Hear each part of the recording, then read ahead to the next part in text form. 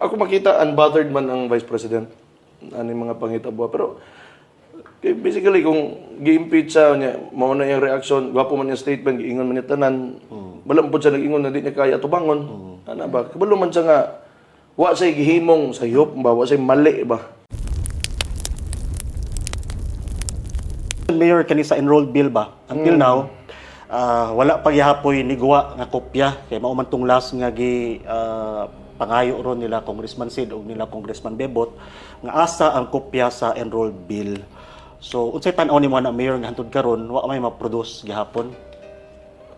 Tan-aw nako og dali naman unta mo tubag gyud og ni subay lang sa kuan sa sakto nga procedure ning budget na to bining ga. So paminaw nako naagid sila'y problema gyud. Kay aron kung gusto nila mahilo na ang tao.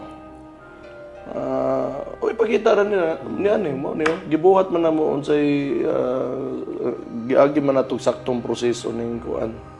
Agda sa kwartas tao. So probably nagina sila sayop. Nagina sila sayop diha na ilang gibuhat. So wala kung maghuwat pa gyud ta gitagaan naman sila og napo ka adlaw sa Supreme Court para motubag, and I think wa magyapon sila nihatag og definitive gyud na answer sa pangutana.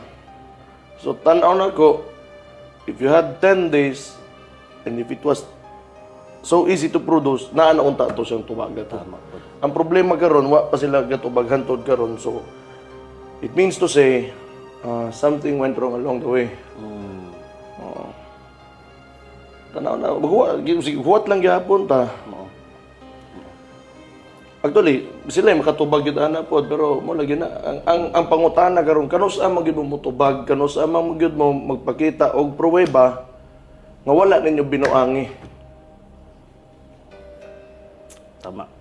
Pahumanay na pa third quarter na gud no, gadagan ang gobyerno ba mao lagi to isulti nga og basig di pa mo gawas tong resolution gid aning petition basig unyag magamit na ang kwarta ba no, mao nang isa sa mga gipunto po ni Attorney Vic.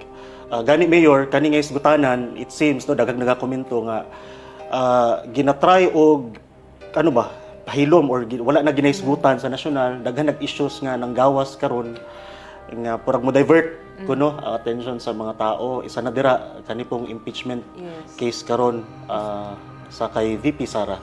In fact, yes Mayor, in fact, while ang mga tao karon nag-focus sa national budget issue, kitry na po nila og divert ang attention sa mga tao no, using two issues. First, katong impeachment sa House ni VP Sara, and ang second po Mayor is kaning inquiry sa giingon nilang narco o pogo vloggers.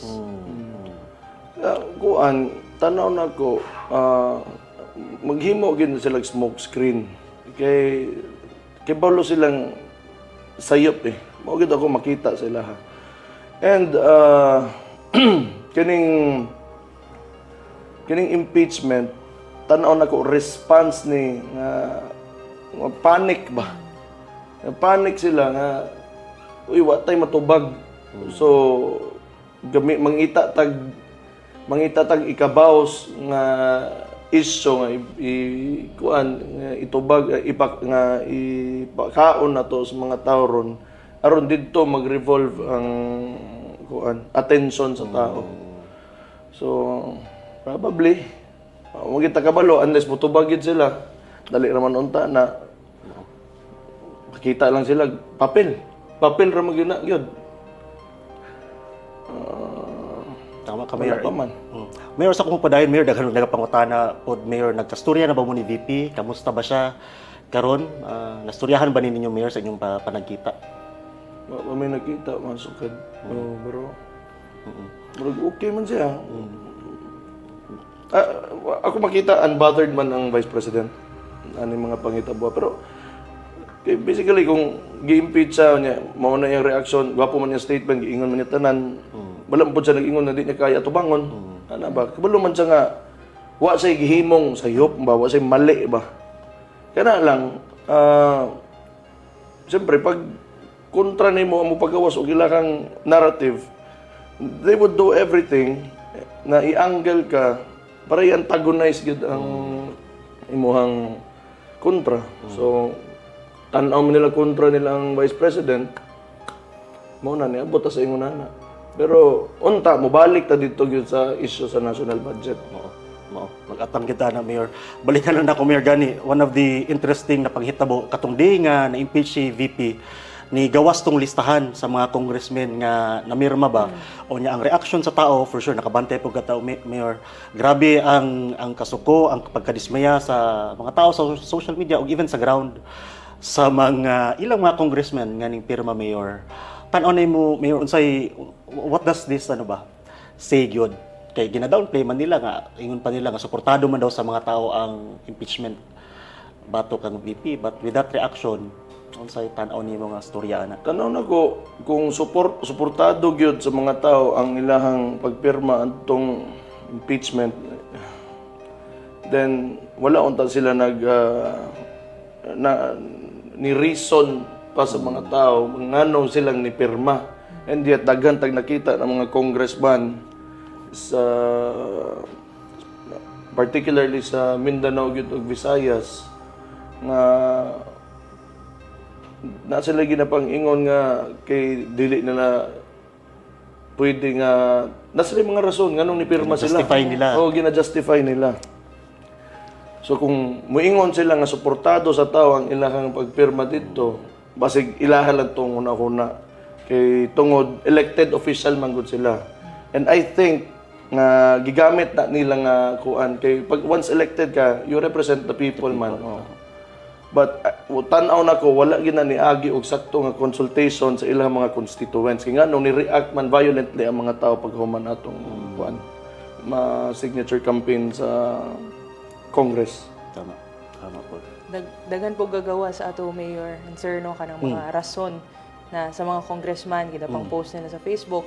Ang ginaingon po sa mga tao kung para sa imo tama ka nganong kailangan nimo mo explain. Isa po sa ilahang rason na giingon Mayor is kumusupak daw sila sa kabubuton sa admin, di sila mahatagan og budget, and kung wala sila budget, walay ayuda. Isa po to sa ilang giingon na rason. Mo lagi tanaw na ko kay mas concerned gid sila sa ilahang self-preservation gyud. So tanaw nila kung wala sila ayuda, wala sila budget nga panghatag sa tao, di sila kadaog og eleksyon. So kung ingana man gud, ibutang na lang gyud nato nga ang politika diri sa Pilipinas ba pag-abot sa panggobyerno. Ingana na lang ba gyud imong pamaagi kay para aron botohon kag tao. Tanaw na ko sayop man na kay ang imuha diha muhatod lang ka og unsay kinahanglan sa tao, di ba? So karon man gud ginagamit man gud nila kay para makagather sila og boto.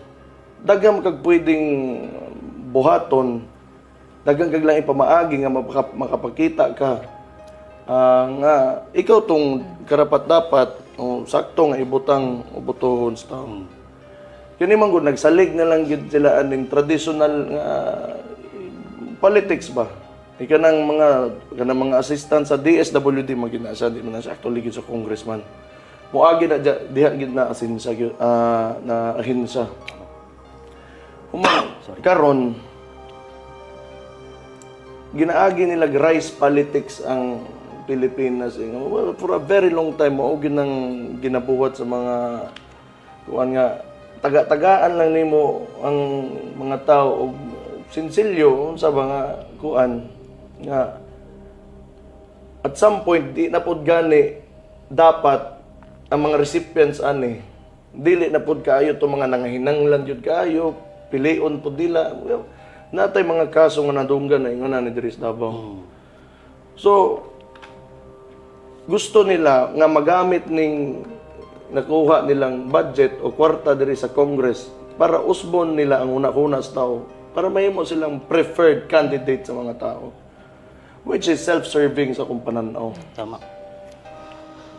Gani, maunang kapait dira Mayor ba kay if di ba a proper impeachment case dapat mo decision ka ang patanaw lang had abogado but punta mo decision ka based on the merit of the article sa impeachment. Dili kay tungod kay sa ayuda sa budget baon niya mao man toy nang gawas sinuon wa ko nadunggan nga congressman nga nisulti nga convince ko ng articles of impeachment Because of the Tinuod. reasonable Oo. grounds.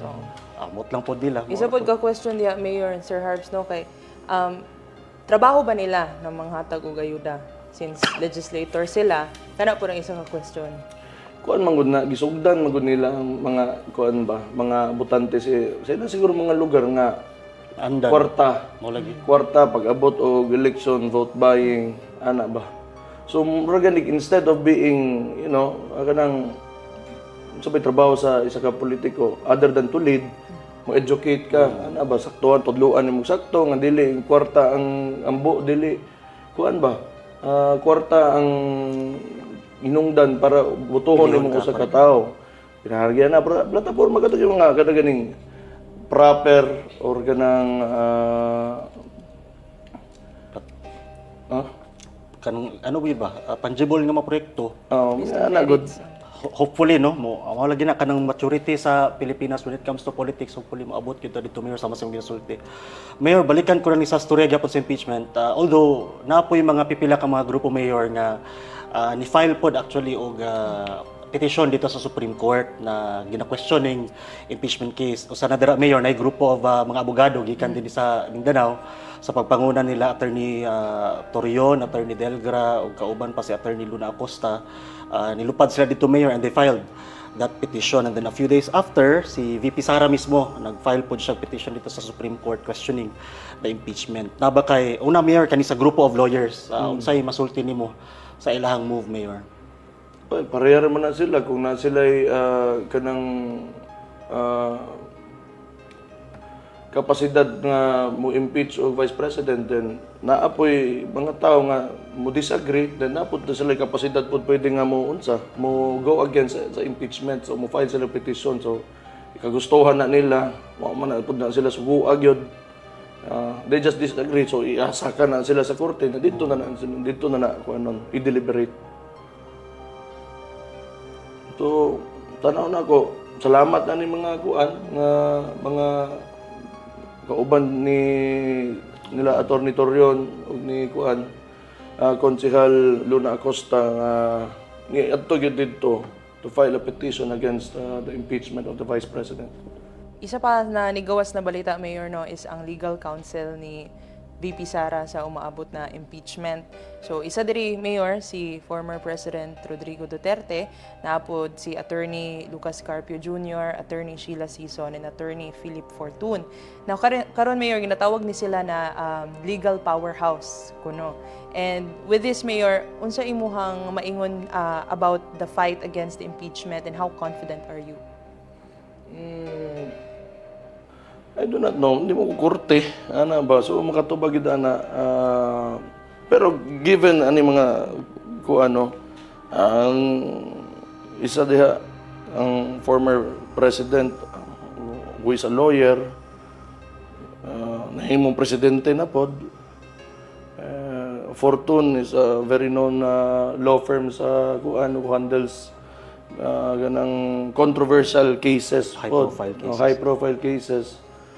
I like to believe na kabalo gini sila sa ilang ginabuhat o ginasulod. So andam mosokol mao na ang kuan sitwasyon nato karon. Kung unsa man na ilang ginakuan gusto nila nga ma-impeach ang vice president, na andam ta nga mosokol diha.